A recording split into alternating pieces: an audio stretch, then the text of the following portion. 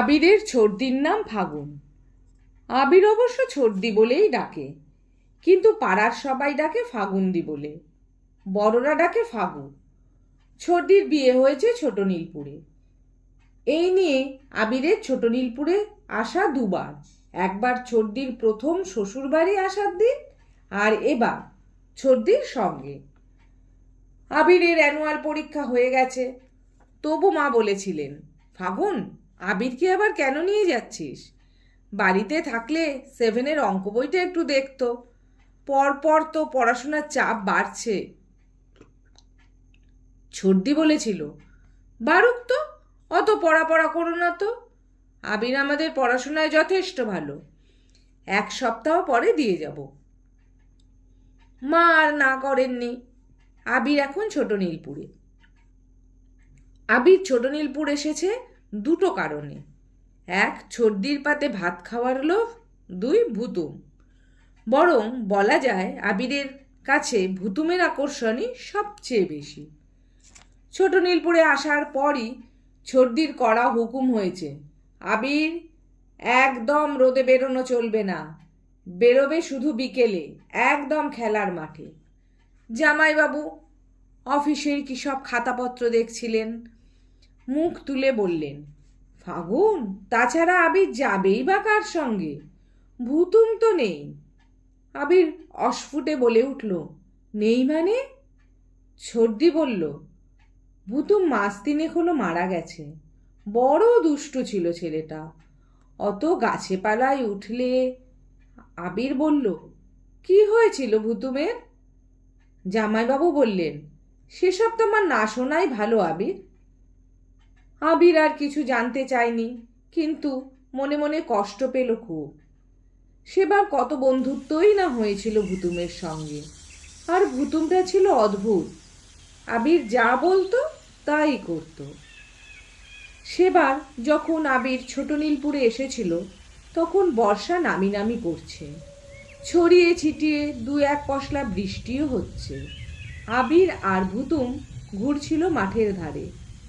হঠাৎ আবির একটা তাল গাছের দিকে আঙ্গুল দেখিয়ে বলেছিল, ভুতুম, তাল গাছে ওগুলো কি ঝুলছে? ভুতুম বলেছিল, তোরা শহরে থাকিস বলে কিচ্ছু জানিস না, ও তো বাবুই পাখির বাসা। আবির বলেছিল, ও, বাবুই পাখির বাসা এরকম? বাহ, বেশ তো। বাবুই পাখিকে কি বলে জানিস ভুতুম? ভুতুম ঠোঁট উল্টে বলেছিল, কি জানি। বাবুই পাখিকে আবার কি বলবে? বাবুই পাখিই বলবে। আবির হেসে বলেছিল, না রে, হলো না, বাবুই পাখিকে বলে তাঁতি পাখি। তুই কি বিজ্ঞানে 0 পাস? ভুতুম বলেছিল, বিজ্ঞান? আমি কি স্কুলে পড়ি যে বিজ্ঞানে 0 পাবো? আবির বলেছিল, ও, তুই স্কুলেও পড়িস না? কেন, তাহলে কি করিস? ভুতুম বলেছিল, আবির, আমরা যে খুব গরিব, বাবা নেই, মাকে লোকের বাড়ি কাজ করে তবে সংসার চালাতে হয়, স্কুলে পড়বো কি করে? আবির ভুতুমের চোখের দিকে তাকিয়ে দেখেছিল, ওর চোখ দুটো চিকচিক করছে। আবিরেরও কষ্ট হয়েছিল খুব। বলেছিল, বইয়ে পড়েছি, যাদের মা নেই তাদের খুব কষ্ট। এখন দেখছি যাদের বাবা নেই তাদেরই খুব কষ্ট রে। ভুতুম চুপ করে থেকেছিল কিছুক্ষণ, তারপর বলেছিল, আবির, তুই একটা বাবুই বাসা নিবি? বলেই আবিরের উত্তরের অপেক্ষা না করে সোজা তরতর করে উঠে গিয়েছিল তাল গাছের মাথায়।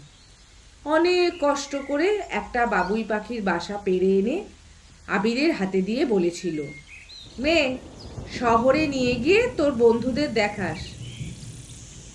খুব অবাক হয়ে গিয়েছিল আবির। বন্ধুত্বও গড়ে উঠেছিল ভুতুমের সঙ্গে।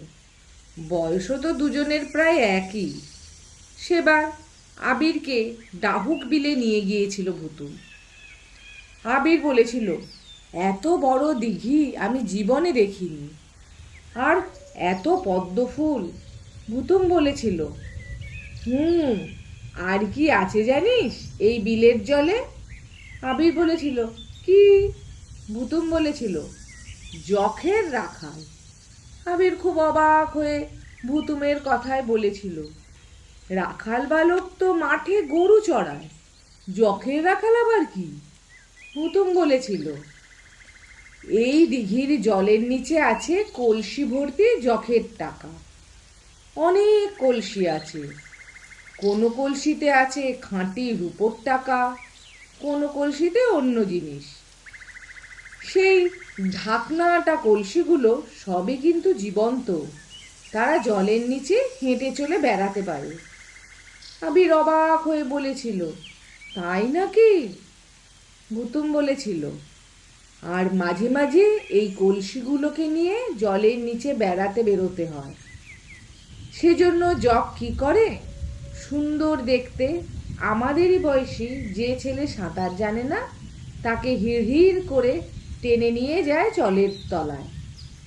তারপর থেকে সেই ছেলেটিই হয় যখের রাখাল। আবির বলেছিল, তুই দেখেছিস? ভুতুম বলেছিল, হুম, কতবার। আবির বলেছিল, তোকে যখের রাখাল করে নেয় না কেন? ভুতুম একটা আঙ্গুল তার বুকে ঠেকিয়ে বলেছিল, আমাকে? ধুত, আমি তো সাঁতার জানি, আর আমি কি ফর্সা দেখতে? আবির অবাক হয়ে বলেছিল, ও, কিন্তু এই যে এত পদ্ম ফুল ফুটে আছে কেউ তোলে না? ভুতুম ঘাড় নেড়ে বলেছিল, তুলবে না কেন? আবির হাত তুলে দেখিয়েছিল, ওই যে ওই দূরে একদম মাঝখানে যে ফুলটা ফুটে আছে, ওটা তুলে আনবি, ভয় করবে না? ভুতুম হেসেছিল একগাল, ভয় কি, তোর ওই ফুলটা চাই? বলে আবিরের কথা তার কানে যাওয়ার আগেই ভুতুম ঝাঁপ দিয়েছিল জলে। একদম মাঝখানে ফুটে থাকা পদ্ম ফুলটা তুলে এনে আবিরের হাতে দিয়েছিল ভুতুম। আবির বিস্ময়ে তাকিয়েছিল ভুতুমের দিকে। ভুতুম বলেছিল, এটা নিয়ে গিয়ে ফাগুনদিকে দিস, ফাগুনদি ঠাকুরের পায়ে দেবে। ভুতুমটা ছিল এরকম। আবির ছর্দির বাড়ি থেকে বেরিয়ে হাঁটতে লাগলো মাঠের দিকে। বেলা এখন 10টা। জামাইবাবু অফিসে আর ছর্দি তো রান্নাঘরে। হাঁটতে হাঁটতে মাঠের কাছে এসে দেখলো ছেলেরা মাঠে ফুটবল খেলছে। ভালো করে নজর করলো আবির, না, কোথাও তো ভুতুম নেই। তাহলে সত্যি কি? সে কথা কাউকে জিজ্ঞেস করতে পারলো না আবির। ভুতুমটা থাকলে বেশ হতো, তার সঙ্গে তো কথাই ছিল। এরপর যখন ছোট নীলপুরে আসবি তোকে একটা সাদা কাকাতুয়ার বাচ্চা ধরে দেব বলেছিল ভুতুম। আর বলেছিল, আবির, তোকে না সেবার পায়রা ধরার ফাঁদ দেখাবো, পায়রা ধরাও দেখাবো, তবে ফাগুনদিকে বলে তোকে একটা দুপুর আমার সঙ্গে থাকতে হবে। আর এখন কিনা সেই ভুতুম নেই। দেখতে কালো বলেই কি ওর নাম ভুতুম রেখেছিল কেউ? তবে ভুতুমটা ছিল বড় ভালো। হাঁটতে লাগলো আবির। ছোট নীলপুর ছাড়িয়ে এগোলে পড়ে একটা নির্জন রাস্তা। রাস্তার দুপাশে সাদা ধুতুরার ঝোপ। সেগুলো পেরোতে থাকলে পড়বে একটা বড় বট গাছ। আবির ভাবল, ওই বট গাছটার নিচে কিছুক্ষণ বসবে। হাঁটতে হাঁটতে বট গাছটার কাছাকাছি আসতেই আবির দেখলো ভুতুমের মতো একটা ছেলে বসে বসে কি করছে যেন। ভুতুম যখন নেই, অন্য কারোর সঙ্গে কথা বলার ইচ্ছেও নেই আবিরের। এই ছোট নীলপুরে আবিরের আর কোনো বন্ধু নেই, এক ভুতুম ছাড়া। আবির দূরের দিকে দেখতে দেখতে পেরিয়ে গেল বট গাছটা। এমন সময় পেছন থেকে ছেলেটা ডাকলো, এই আবির, কোথায় যাচ্ছিস? নাম শুনে পেছনে তাকিয়েই আবির একদম অবাক। আরে ভুতুম, তুই? ভুতুম সব জানতার মতো ঘাড় নেড়ে বলল, তুই এসেছিস, সে খবর পেয়েছি। তাই তো, দেখ না পায়রা ধরার ফাঁদ বানাচ্ছে। আবির দেখলো, হ্যাঁ ভুতুম ফাঁদই বানাচ্ছে। বলল, তুই আমার কাছে যাসনি কেন? আর আমার ছর্দি আর জামাইবাবু বলেন কিনা তুই। আবিরের কথা কেড়ে নিয়ে ভুতুম বলল, আসলে আমার সঙ্গে তোকে মিশতে দেবে না, সবাই ওরকম বলে, তাই ভালো লাগে না, একা একা থাকি, ঘুরে বেড়াই। কিন্তু ওরা সব বাজে কথা বলে। তাহলে তোকেও বলেছে? একটু চুপ করে থেকে ভুতুম বলেছিল, যাক, তুই যখন এসেছিস ভালোই হয়েছে, তোর সঙ্গে তো আমার কথাই ছিল, এবার এলে পায়রা ধরা দেখাবো। এই ফাঁদটা তৈরি হয়ে গেলেই আমি তোকে ডাকতে দিতাম। আবির হেসে বলল, তাহলে খুব ভালো হতো, আমি ছর্দিকে বলে আসতে পারতাম। ভুতুম গরুর লেজের লম্বা চুল কেটে এনেছে, তাই দিয়ে ফাঁদ বানাচ্ছে। বলল, সে কথা থাক, এবার তোর কি কি চাই বল। আচ্ছা আবির, সেই বাবুই বাসাটা তুই শহরে নিয়ে গিয়েছিলি, বন্ধুদের দেখিয়েছিস? আবির ঘাড় নেড়ে বলল, দেখায়নি আবার? সেই নিয়ে আমাদের খুব হইচই হলো স্কুলে। আমাদের হাতের কাজের স্যার দেখিয়েছেন সবাইকে। এখন তো বাসাটা আছে আমাদের স্কুলের জাদুঘরে। মুতুম খুশি হলো খুব, বলল, বাহ, এবার তাহলে কি নিয়ে যাবি? আবির ভুতুমের হাতের দিকে দেখিয়ে বলল, ওই পায়রা ধরা ফাঁদটা। ভুতুমও এক কথায় রাজি। বেশ, তাই হবে বলেই উঠে পড়ল ভুতুম। আমিও বললাম, চল পায়রা ধরা দেখা এবার। ভুতুম বলল, না, তার আগে তোর জন্য আর একটা জিনিস এনেছি, এই দেখ। আবির দেখলো একটা গোল কাঁচ, চশমা টশমার কাঁচ হবে হয়তো। বলল, এটা আবার কি? ভুতুম বলল, এটা না একটা অবাক জিনিস, এতে চোখ দিয়ে দেখলে সব ছোট জিনিসই বড় দেখায়। চল না, আমরা ঘুরে ঘুরে ছোট জিনিসগুলোকে বড় দেখি, চল। বলেই ছুটতে লাগলো ভুতুম। আবিরও ছুটলো তার পিছু পিছু। ছুটে গিয়ে ধরে ফেললো ভুতুমকে। ভুতুম একটা খেজুর গাছের কাছে ঝুঁকে কি দেখছিল। বলল, এই দেখ, এটা তো একটা ছোট খেজুর গাছ, আর এই দেখ তার একটা ছোট কাঁটা। এবার তুই এই কাঁচটায় চোখ দিয়ে দেখ আবির, কেমন বড় দেখাচ্ছে। আবির দেখলো, তারপর বলল, এ তো আই গ্লাস, আমাদের শহরের রাস্তায় অনেক বিক্রি হয়। তবু দমল না ভুতুম, বলল, হোক না, তবু আয় আমার সঙ্গে। বলেই আবার পাগলের মতো ছুটল কিছুক্ষণ। তারপর একটা শেওড়া গাছের কাছে এসে বলল, তুই যদি একটা দিন আর একটা রাত আমার সঙ্গে থাকিস, তোকে তাহলে অনেক কিছু দেখাবো। আবির বলল, কি অনেক কিছু?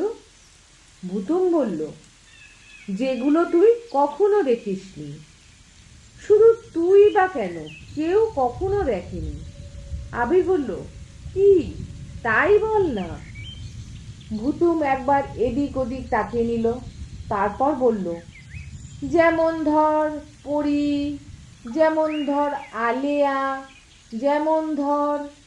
আবির বলল, ধুস, তুই কেমন করে পায়রা ধরিস দেখা তো, দুপুর হয়ে এসেছে, বাড়ি ফিরতে হবে না, ছর্দি আবার বকবে। ভুতুম বলল, ফাগুন্দি, ফাগুন্দি কাউকেই বকে না, চল আমার সঙ্গে। ছুটতে পারবি তো? আবির বলল, পায়রা ধরতে গেলে ছুটতে হয় খুব। ভুতুম ছোট জিনিসকে বড় দেখার কাজটা প্যান্টের পকেটে রেখে দিয়ে বলল, হ্যাঁ ছুটতে হবে, 3টে মাঠ পেরোতে হবে, মাঝে পড়বে আলেয়ার মাঠ, তাও পেরোতে হবে, তারপর তো পায়রা ধরা। আবির বলল, অত দূর গেলে তো ফিরতে দেরি হবে খুব, সর্দি ভাববে। ভুতুম অভিমানের গলায় বলল, এত যদি ছর্দি ছর্দি করিস তাহলে আর আমার সঙ্গে এলি কেন? নিরুপায় হয়ে আবির সায় দিল, তারপর ছুটতে লাগলো দুজনে। ভুতুম যেন পাগলের মতো ছুটছে, ভুতুম যেন কালবৈশাখীর ঝড়ের মতো ছুটছে। আবির আপ্রাণ ছুটেও ছুটে পারছে না ভুতুমকে। চেঁচিয়ে বলল আবির, ভুতুম, আমি আর দৌড়তে পারছি না, তুই দাঁড়া। ভুতুম অনেকটা দূর থেকে বলল, সবে তো একটা মাঠ পেরোলি, এবার দুটো মাঠ। আবির বলল, আমি আর পারবো না রে ভুতুম। ভুতুম বলল, পারতেই হবে রে আবির, আরো জোরে, আরো জোরে ছোট। অনেকটা ছোটার পর দাঁড়ালো ভুতুম। আবির কাছে যেতে ভুতুম বলল, এরপর আলেয়ার মা, ভয় পাস না যেন। ভুতুমের চোখে মুখে কেমন এক রহস্য। আবিরের জামা টামা ভিজে একসা। বলল, আমি আর ছুটতে পারবো না রে ভুতুম। কেমন আকাশ ফাটানো হাসি হেসে উঠল ভুতুম। আবির ভাবল, তাহলে কি ভুতুম পাগল হয়ে গেল? না হলে অমন করে হাসছে কেন? ভুতুম হাসতে হাসতে বলল, এরপর আলেয়ার মার, পারবি তো ছুটতে? ভুতুমকে এখন কেমন যেন রহস্যময় দেখাচ্ছে। মাথার ওপর দুপুরের সূর্য। কি মনে হতে আবির ভুতুমের চারপাশের মাটিতে তাকিয়ে দেখল। তারপর নিজের চারপাশের মাটিতে তাকালো। তারপর আবার ভালো করে ভুতুমের চারপাশের মাটিতে কি যেন খুঁজলো আবির। তারপর সোজা ছুটলো ছোট নীলপুরের দিকে। পেছন থেকে কয়েকবার ভুতুমের চিৎকার শুনতে পেল, আবির, আবির। আর কিছু মনে নেই আবিরের। বিছানায় শুয়ে আছে এখন আবির। মাথার পাশে বসে আছে ফাগুন্দি। জামাইবাবু কি সব কথা বলছেন ডাক্তারবাবুর সঙ্গে। আবির বলল, জানো ছোটদি, মাটিতে ভুতুমের ছায়া খুঁজে পাইনি, বিশ্বাস করো। ছোটদি হেসে মাথায় হাত বুলিয়ে দিতে দিতে বলল, মাটিতে ছায়া না পড়লে কি হয়? সবাই হেসে উঠল হো হো করে। ডাক্তারবাবু বললেন, ভয়ের কিচ্ছু নেই, সানস্ট্রোক। ডাক্তারবাবু চলে গেলেন। ফাগুন্দি বলছিল, মাঠের মাঝখান থেকে অজ্ঞান অবস্থায় আবিরকে বাড়ি নিয়ে আসার কথা। সে কথা শুনতে শুনতে মনে মনে আবির ঠিকই করে ফেলল। এরপর কারোর সঙ্গে যাওয়ার আগে ভালো করে দেখে নেবে তার ছায়া মাটিতে পড়ছে কিনা, তারপর যাবে। আর এই কথাটা ছোটদের সবাইকে চুপি চুপি বলে দেবে।